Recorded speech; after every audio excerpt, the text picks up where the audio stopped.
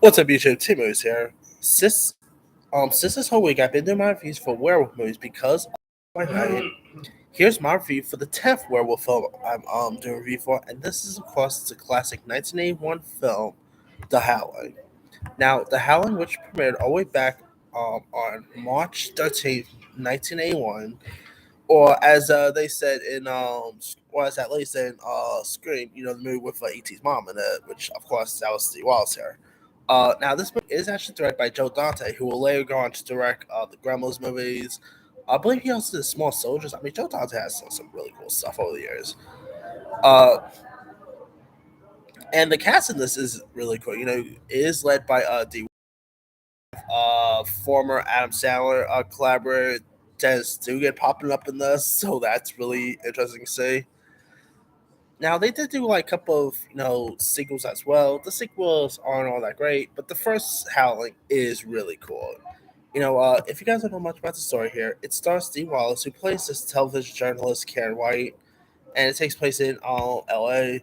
And Steve Wallace's character like very traumatized in the course of of aiding the police in their arrest for a serial murder.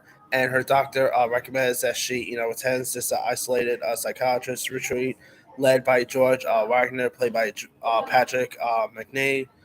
But while Karen is undergoing therapy, her colleague Chris, played by Dennis Dugan, uh, pretty much investigates the bizarre circumstances surrounding her shock care. And when his works leads him to suspect the supernatural. He begins to fear for Karen's life, and there is of course a werewolf involved here. So yeah, I mean this movie is really intense. Of course, it did came out of course D Wallace at the time was really you know really a legend there. With stuff like obviously E.T. came out after this one.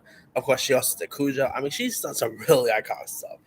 Why did she say yes to Monsters and Jeepers Creepers Reborn is beyond me, but hey, still, I mean, she Paul D. Wallace has to be too, I guess. But yeah, this is a really fun, cool, graphic horror based flick. D. Wallace playing Karen White, I think is terrific. Maybe one of the best Karens you'll see before the name Karen was a thing. But yeah, the violence thing is really cool. I mean, the movie was of course rated off for some graphic violence and stuff like that.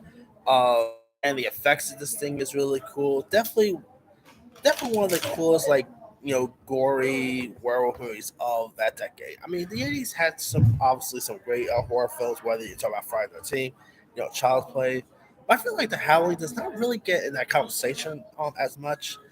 But it is a really intriguing horror film to check out. Maybe one of the best werewolf movies there is, right next to the original Wolfman. I mean, yeah, if you guys have not really seen The Howling, do yourself a favor. Not sure we can find it nowadays. I think you probably find it on mostly Prime Video, but yeah, The Howling is a intriguing film, and like from Us Scream, the movie with E.T.'s mom in it, so definitely give the first Howling a go. Don't really bother with the sequels because the sequels are not all that good. So yeah, and Joe Dante, I mean, what an intriguing filmmaker. Let me post some of his other credits. He did of course Gremlins. He did The Burbs, Explorers, Small Soldiers, Looney Tunes Back in Action. I believe he did the original Piranha, if I'm not mistaken, too. So yeah, one really cool career from him. But yeah, definitely go check out The Howling if you guys haven't seen it. Anyway, let me lead you guys. Have you ever watched The Howling? If so, what star are you a fan? Are you not a fan of it? Favorite scenes, favorite moments? Drop comments below. Don't forget to subscribe, hit that bell for more notifications. This is Simo Sayo.